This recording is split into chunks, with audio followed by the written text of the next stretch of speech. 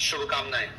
प्रिय भक्तों, आज के इस वीडियो में हम विशेष रूप से बात करेंगे योगिनी एकादशी के विषय में।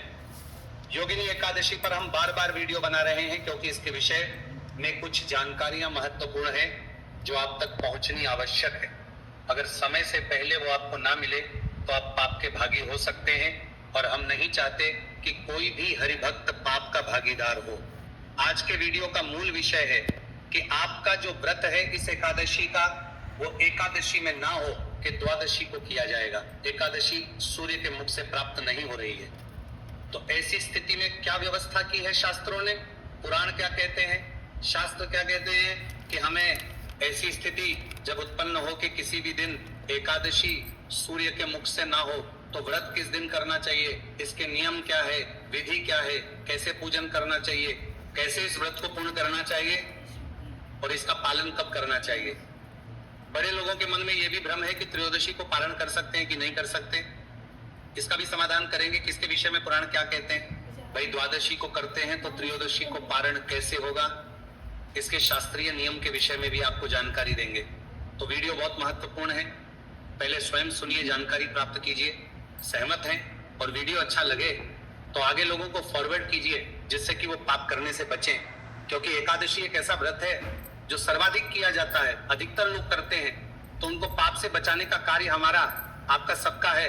जिनको सूचना मिल जाए, सही सूचना मिल जाए, वो आगे भेजें जिससे कि सभी को सही जानकारी हो और प्रभु की भक्ति प्राप्त कर सके। आइए जानकारी आरंभ करते हैं। आपसे निवेदन है कि वीडियो यदि थोड़ा सा भी उपयोगी लगे तो एक बार लाइक अवश्य कीजिएगा, जितना हो सके शेयर कीजिए। चैनल पर नए हैं तो सब्सक्राइब कर सकते हैं, आपको बना दी गई तो प्रभु का मंथा लीजिए, क्योंकि ये प्रतिष्ठित ज्योतिष संस्थान का चैनल है। यहाँ पर सभी जानकारियां ज्योतिष शास्त्र और पंचांग के आधार पर ही प्रदान की जाती है। कमेंट बॉक्स में अवश्य लिखिएगा जय श्री हरि या ओम नमो भगवती। प्रिय भक्तों, आने वाली एकादशी जो कि आषाढ़ मास के कृष्ण पक्ष की एकादशी होगी, इसका नाम है योगिनी एकादशी। इसके विषय में भगवान श्री कृष्ण से जब महाराज युधिष्ठिर ने पूछा, हे केशव, इस एकादशी का क्या महत्व है, इसका व्रत क्यों करना चाहिए, कैसे उद्धार करती है, तो भगवान श्री कृष्ण कहते हैं कि हे युधिष्ठिर, ये एकादशी मनुष्य के सभी पापों का नाश करने वाली है। इसकी विशेषता एक ये है कि ये एकादशी 88,000 ब्राह्मणों को भोजन कराने के समान पुण्य देती है। अर्थात आप 88,000 ब्राह्मणों को भोजन कराएंगे, उनको तृप्त करेंगे, तब जो पुण्य मिलेगा उतना पुण्य केवल इस एकादशी के व्रत करने मात्र से प्राप्त हो जाता है। ये एकादशी सभी बड़े बड़े रोगों का और पातकों का नाश कर देती है। जिस प्रकार से एक वृतांत सुनाते हैं, भगवान श्री कृष्ण एक गंधर्व का, जिसको कुबेर ने श्राप दे दिया, उसको कोढ़ फूट गया। इस एकादशी का व्रत करने के पुण्य प्रभाव से वो श्राप भी हुआ, कोढ़ जैसा महारोग भी दूर हुआ और वह पुनः अपनी भार्या के साथ सुखी दाम्पत्य जीवन व्यतीत करने लगा। तो मनुष्य को इस एकादशी का व्रत निश्चित रूप से करना चाहिए। प्रश्न उठता है जी कि ये एकादशी करनी कैसे चाहिए। मैं आपको जो बड़ा विषय है हमारा कि व्रत किस दिन करना है, त्रयोदशी में पारण करेंगे या नहीं करेंगे, और द्वादशी को व्रत करें कि एकादशी को व्रत करें, उत्तम क्या है, पुराण क्या कहते हैं, इस विषय पे आऊं उससे पहले इस व्रत का नियम क्या है, विधि क्या है, ये बड़ी महत्वपूर्ण है, तो इसको पहले आपको बताना आवश्यक है। तो प्रिय भक्तों, जिस प्रकार से अन्य एकादशियां एक त्रिदिवसीय विधान के अनुसार होती है, मैं सदा आपसे कहता हूं कि एकादशी का व्रत एक दिन का व्रत नहीं होता, ये 3 दिन का अनुष्ठान होता है। त्रिदिवसीय विधान है। इसका जो दशमी तिथि से आरंभ होता है, एकादशी और द्वादशी, द्वादशी को पारण किया जाता है। इस प्रकार से द्वादशी के दिन 3 दिन में ये पूर्ण होता है। इसमें व्रत के एक दिन पहले के नियम होते हैं, व्रत वाले दिन के नियम होते हैं, और व्रत के अगले दिन पारण के दिन के नियम होते हैं। ऐसे ये पूरा अनुष्ठान पूर्ण होता है, तब आपको वह पुण्य फल प्राप्त होता है जो एकादशी का कहा गया होता है। इस एकादशी में व्रत के एक दिन पूर्व आपको कुछ नियमों का पालन करना है।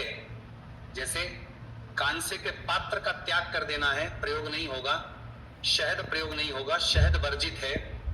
एकादशी के एक दिन पूर्व दशमी तिथि को मसूर की दाल नहीं खानी, उड़द की दाल नहीं खानी, चने का साग नहीं खाना, हरी पत्तेदार सब्जियां नहीं खानी। दशमी तिथि के दिन ब्रह्मचर्य धारण कर लेना है। जब दशमी तिथि को आप स्नान आदि कर लेंगे, ब्रह्मचर्य धारण कीजिए। जो भी माताएं बहनें एकादशी का व्रत करने वाली हैं, ध्यान दें कि एकादशी के दिन किसी को भी बाल नहीं धोने चाहिए और द्वादशी के दिन भी पुराणों में वर्जित कहा गया है। इसीलिए आपको अगर शुद्धि के लिए बाल धोने हैं तो दशमी तिथि को धो लीजिए। कई बार ऐसी अवस्था आ जाती है कि जी वार ऐसा है, इस बार में तो धो नहीं सकते, तो क्या करें इस बार का। उस अवस्था में आप जो बाल धोने के लिए जल भर रहे हैं ना, उस जल में थोड़ा सा कच्चा दूध मिला लीजिए और उससे बाल धो लीजिए। साबुन शैम्पू का प्रयोग न करें। शुद्धि के लिए बाल धोने हैं, इससे पूर्ण रूप से शुद्धता मानी गई है, शास्त्रीय नियम है। तो दशमी तिथि को नियमों का पालन करते हुए पूर्ण रूप से शुद्धता ग्रहण करें और ब्रह्मचर्य का पालन करें। एकादशी के दिन सूर्योदय से पहले उठ जाएं। सुबह में उठने के बाद स्नान आदि कीजिए, स्वच्छ वस्त्र धारण कीजिए। प्रेम प्रातः काल का जो एकादशी का स्नान होगा उसको कल्याणकारी बनाइए, क्योंकि ये बड़ा दिन होता है। इस दिन के स्नान की महिमा भी होती है, इस दिन के स्नान का पुण्य भी होता है, केवल व्रत का पुण्य नहीं होता। इसीलिए प्रातः काल जो आप स्नान कर रहे हैं वो गंगा जल युक्त जल से करें, और जो कहीं गंगा तीर्थ के आसपास है तो वो गंगा जी में स्नान करके करें।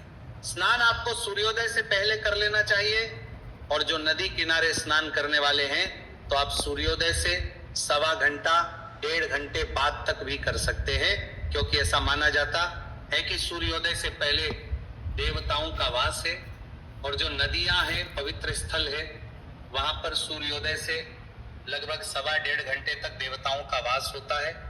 इससे आपको पुण्य प्राप्त होता है। तो इस समय में आपको स्नान कर लेना चाहिए। स्नान आदि करके स्वच्छ वस्त्र धारण कीजिए। भगवान सूर्यदेव को जल अवश्य दीजिए। सूर्य को जल देने के अतिरिक्त तुलसी माता की पूजा अवश्य कीजिए। एकादशी का दिन है, कभी रविवार ही एकादशी पड़े तो अलग बात है, उस पर नहीं की जाती, अन्यथा एकादशी के दिन तुलसी पूजन आपको करना चाहिए, सर्वथा उचित है। पर तुलसी पत्र नहीं तोड़ना चाहिए, तुलसी का पत्ता नहीं तोड़ना चाहिए। कुछ लोग यहाँ पे बार बार प्रश्न करते हैं, पंडित जी हमने सुना है एकादशी के दिन तुलसी माता का भी व्रत होता है, उनको जल नहीं देना है, ये अनुचित है, मनगढ़ंत बना दिया है लोगों ने, पुराणों में ऐसा कोई विवरण नहीं मिलता। लोग तो यहाँ तक ये भी कहते हैं कि रविवार के दिन तुलसी में जल नहीं देना चाहिए क्योंकि तुलसी माता का व्रत होता है। अरे भाई, ऐसा कुछ भी नहीं है, रविवार को जल नहीं देना चाहिए। उसका कारण भी यही है कि तुलसी पत्र तोड़ना अपराध है। तो जब हम जला देते हैं, तुलसी का पौधा कई बार हिल जाता है, हमसे पत्ते टूट जाते हैं, इसीलिए नियम बना दिया गया है कि रविवार को आप जल ना दें। पर गर्मी का समय है, अगर किसी की तुलसी सूख रही है तो आप जल दे सकते हैं, पर इसका ध्यान कि तुलसी पत्र आदि ना टूटे। तो एकादशी के दिन तुलसी पूजन कीजिए, तुलसी को जल आदि दीजिए, और उसके बाद आप एकादशी का संकल्प करते हुए व्रत पूजन करें। यहाँ पे संकल्प कैसे करना है इसके विषय में जानकारी दूंगा, और व्रत पूजन कैसे करना है इसके विषय में संक्षिप्त में बताऊंगा, और फिर हम मूल विषय पर आएंगे कि व्रत कब करना है, द्वादशी में करें कि एकादशी में करें, और पारण त्रयोदशी में कर सकते हैं या नहीं कर सकते हैं, पारण कब होगा। तो प्रिय भक्तों, जो भी आपके घर में पूजा स्थल है जहाँ बैठ के आप पूजन करते हैं, अगर मंदिर में आपने भगवान विराजमान कर रखे हैं, भगवान नारायण की कोई तस्वीर प्रतिमा है, तो वहीं पे आप पूजन कर सकते हैं। कई बार मंदिर ऊपर लगा रखा होता है, दीवार में कहीं बना रखा होता है, तो वहां बैठ के पूजन करना संभव नहीं होता। तो एकादशी पे उत्तम है आप चौकी लगा के और फिर भगवान का पूजन करें आराम से बैठ के। आपके पास सामान्य के रूप में, सामग्री के रूप में एक चौकी होनी चाहिए, चौकी पे बिछाने के लिए पीला वस्त्र होना चाहिए, भगवान नारायण की कोई तस्वीर, प्रतिमा, चित्र जो आपके पास उपलब्ध हो वो लीजिए। पूजा सामग्री के रूप में रोली, मौली, पान, सुपारी, पान के 2 पत्ते की आवश्यकता होगी एकादशी के पूजन में, और एक पारण के दिन पूजन में 2 चाहिएंगी, दोनों दिन एक एक प्रयोग होंगी। इसके अलावा लौंग, इलायची 4-4 होनी चाहिए, 2 एक दिन धूप, दीप, इत्र, जनेऊ, भोग, प्रसाद के रूप में आप फल अर्पित कर सकते हैं। फतू फल जो चल रहा है, या इसके अतिरिक्त आपको मिठाई अर्पित कर सकते हैं। मिश्री, बताशा जो आपके पास हो वो ले लीजिएगा। ये सारी सामग्री एकत्र कीजिए, सामग्री एकत्र करके आसन लगा के, और जो आपके यहाँ पूजा स्थल है वहां पे पूर्व दिशा की ओर या उत्तर दिशा की ओर मुख करके बैठ जाइए। एक लोटा लीजिए का तांबे के लोटे को अच्छे से मांज के पहले उसमें थोड़ा गंगा जल भरिए, फिर शुद्ध जल भरिए, और जो स्थान है जहां बैठ के पूजन करना है उस स्थान को शुद्ध करिए और जो सामग्री आप लाए उसका भी पवित्रीकरण कीजिए, क्योंकि सामग्री आप तक पहुंचने से पहले बहुत लोगों ने छुई होगी और भगवान को अर्पित करने से पहले उसे शुद्ध किया जाना चाहिए। आप जल छींटे दीजिए, हम मंत्र पढ़ते हैं और शुद्धकरण करते हैं। ओम अपवित्रः पवित्रो वा सर्वावस्थांगतोऽपि वा यह स्मरित पुंडरीकाक्षंस बाह्याभ्यंतरः शुचिः। इस प्रकार से जल छींटे देके आपने स्थान को शुद्ध किया, सामग्री को पवित्र किया। चौकी बिछाइए, चौकी पे पीला वस्त्र बिछाइए, भगवान वासुदेव की जो भी तस्वीर या प्रतिमा आपके पास है, तस्वीर है, उसको स्थापित कीजिए। गणेश जी महाराज हैं तो आप विराजमान कीजिए, अन्यथा हम मानसिक रूप से भी उनका पूजन मंत्र के द्वारा कर लेंगे। भगवान को जो स्थापित किया है उनके सामने एक दीपक रखिए, घी का दिया रखेंगे सीधे हाथ की ओर और उसकी विपरीत दिशा में धूप को स्थापित कीजिए। इस भगवान की स्थापना करने के बाद लोटे में जो जल आपने भरा है उसमें से थोड़ा सा जल दूसरे पात्र में ले लीजिए, किसी गिलास, कटोरी और कोई लोटा है दूसरा, तो उसमें ये आपकी अपनी आचमनी के लिए प्रयोग होगा, क्योंकि पूजा आरंभ करने से पहले पूजा कर्ता को अपने आप को शुद्धिकरण करके और पूजा के योग्य करना होता है। जो आपने अलग से जल लिया है इसमें से एक चम्मच जल हाथ पे लीजिए, हाथ धो लीजिए। हाथ धोने के बाद एक एक चम्मच जल अपने सीधे हाथ पे लीजिएगा और एक एक मंत्र पर पी लीजिएगा। 3 मंत्र पर एक एक चम्मच करके 3 चम्मच जल पीना है। ओम माधवाय नमः जल लीजिए, पी जाइए। ओम केशवाय नमः जल लीजिए, पी जाइए। ओम नारायणाय नमः जल लीजिए, पी जाइए। ओम हर्षिकेशाय नमः हाथ धो लीजिए, अपने आप को मौली बांधिए। On Facebook, Ronak's love for coffee got deeper.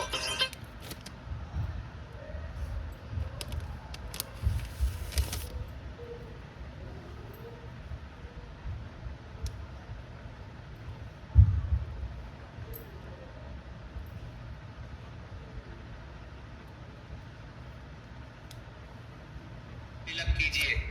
अब हम भगवान का व्रत पूजन आरंभ करेंगे।